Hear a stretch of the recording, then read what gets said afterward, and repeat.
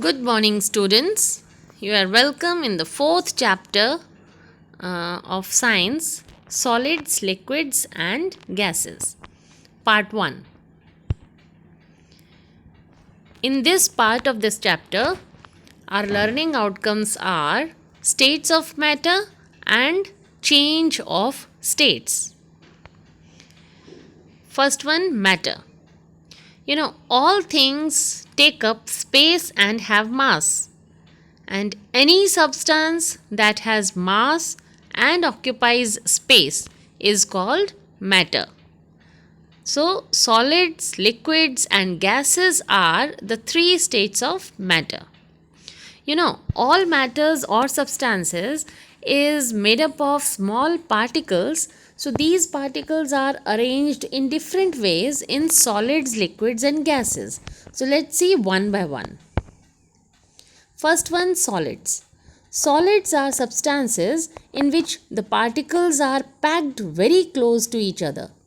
Solids are usually hard and have a fixed shape like pencil, book, chair, marble, shoes, etc. These are the examples of solids. And if we apply force, some solids can change their shape. Example, dough.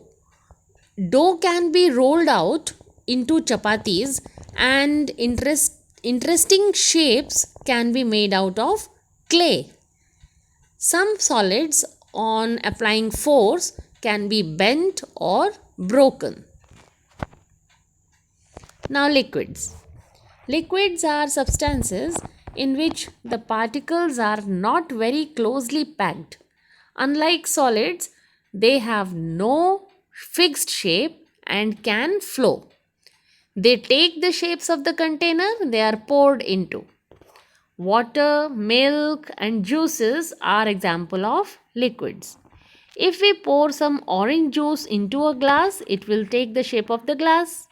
And if we pour it into a bowl, it will take the shape of the bowl. Now, liquids can flow from one place to another and so are called or also called fluids. Now, gases. Gases are substances in which the particles are very loosely packed. They too have no fixed shape. Unlike liquids, they occupy all the available space in a container. Air and cooking gas are examples of such gases. Air is actually a mixture of gases such as oxygen, nitrogen, and carbon dioxide, etc. And fluids include both liquids and gases. Now, change of states. Matter can change its form from one state to another. The process by which a solid changes into a liquid is called melting.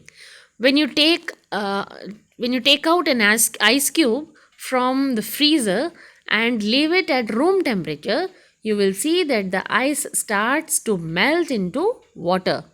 And when this water is heated further, water starts to changing into vapors, that is steam. Now, the process by which a gas changes into a liquid on cooling is called condensation. When you hold a cold steel plate over a pot of boiling water, you will see tiny drops of water condensing on the tray. So, the process by which a liquid changes into a solid on cooling is called solidification. Freezing of water into ice is a form of solidification. If you fill water in an ice tray and keep it in the freezer, you will see that after some time the water turns into ice. Now that's all in this part. Thank you.